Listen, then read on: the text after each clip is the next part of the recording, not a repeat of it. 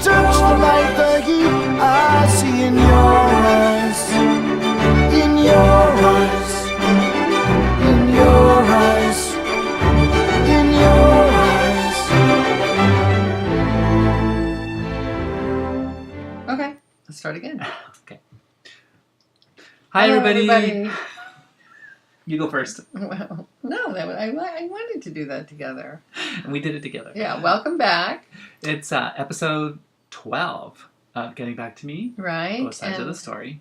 Well, okay. Before we go any further, we want to talk about that. Okay.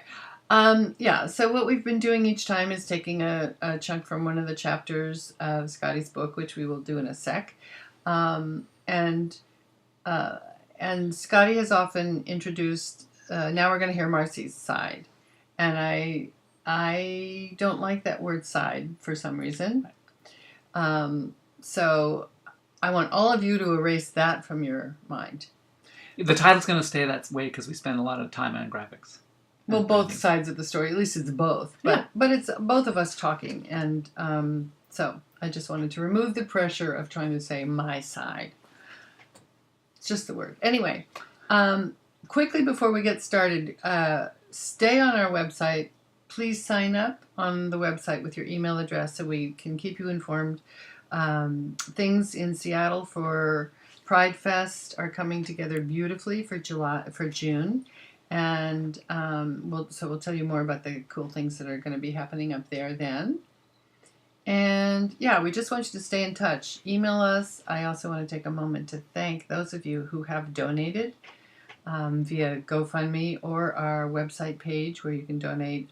It's really very helpful to receive the funds and the well wishes from all of you. And it's going to make Seattle especially very possible because we need to order some books to go up there.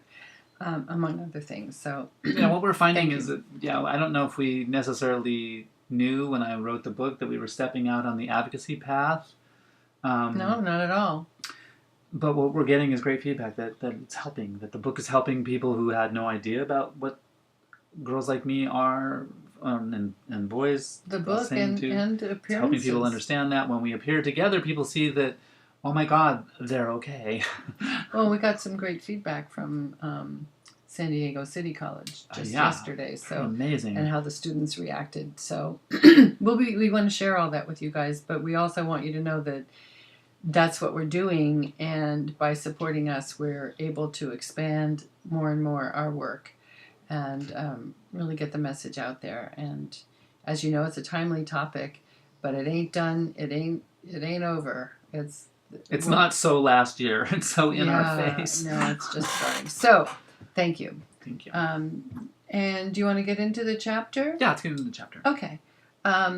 So this is The Only Way Around is through chapter 7. And it's an excerpt from that chapter.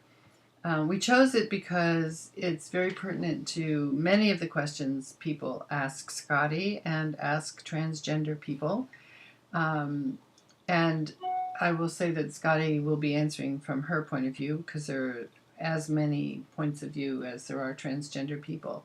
But one of the questions that Scottie has been getting asked a lot, and I was one of the first to ask it, is why would you want to be a woman? Why do you want to wear high heels? Why do you want to wear dresses? Oh my God, it's such a pain. I can't imagine wanting to. So, I think this part of the chapter really goes into that in a good way, and we can discuss it. Okay.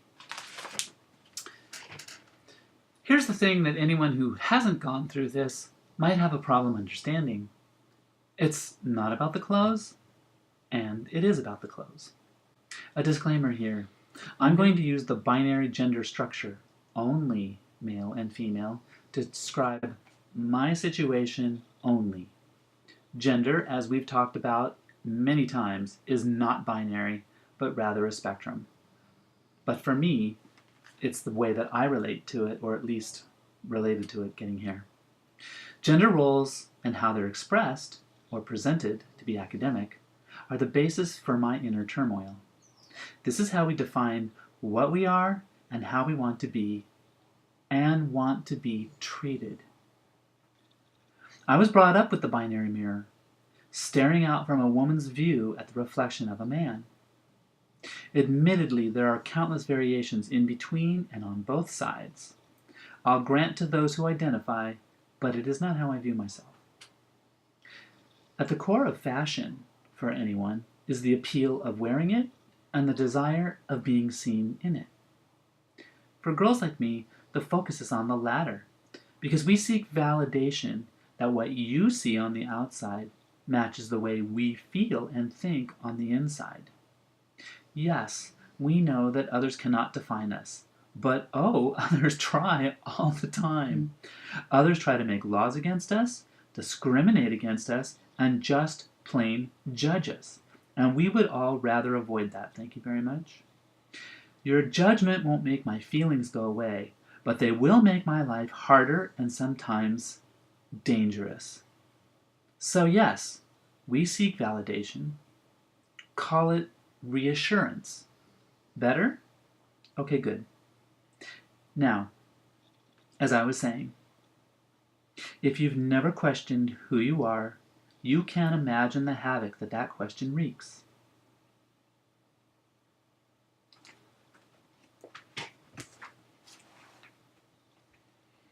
You know, something that just struck me, I guess two things, if I can hang on to the thoughts. One is to finally have the freedom to make the choice of what you wear. I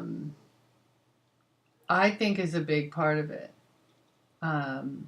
So I don't think that people should linger on the, you're dressing like a girl or you're dressing as the woman that you are, but just more, hey, I get to. And also then the second part of that is because you weren't able to before, of course you would want to.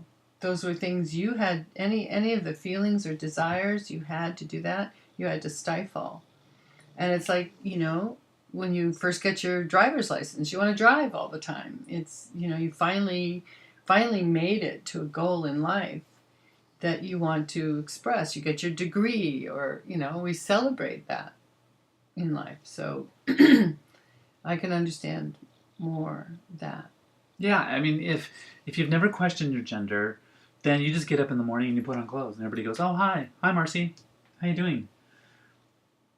With me, it's like, whoa, okay, because I've changed how I'm appearing in their world and they don't know how to regard me. And then I have to explain, well, this is the way I always was. And before, I was choosing to wear boys' clothes so that everyone would feel comfortable around me. Yeah, because it would be scary to admit the truth. Yeah. and like you said, dangerous. So. Dangerous, life-threatening. Yeah, it's. I think that's the part is that, even my own family is having a problem understanding that some of them. That this is, some of them, that this is not, this isn't a lifestyle, this isn't a choice, this isn't a...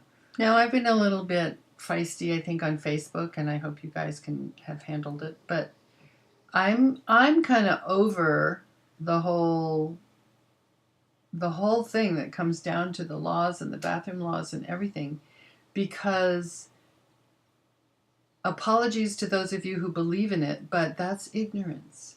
You still don't get what transgender is. You just don't. And I think it's important to do the research and understand. I guess underlying all that is like this thing of like, la, I don't want to know what transgender is. It will go away. I